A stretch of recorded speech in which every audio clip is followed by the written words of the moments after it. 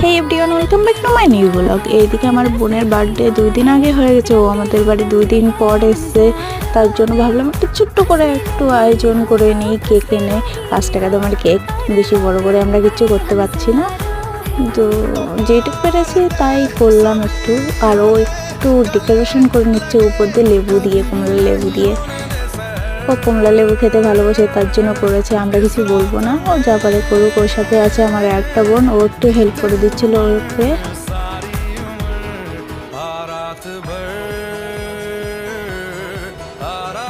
এবারটা একটু আমাদের ক্যান্ডেল ছিল না, তার জন্য ডিশ লাইটটা এনেছিল। আর এইদিকে ও কেক কাটিং করে নিচ্ছে। Happy birthday to you. তারপরে ও একাই খেয়ে নিল কেকটা, কেউকে দিল না, এত বড় শয়তান মেয়ে। তারপরে আমরা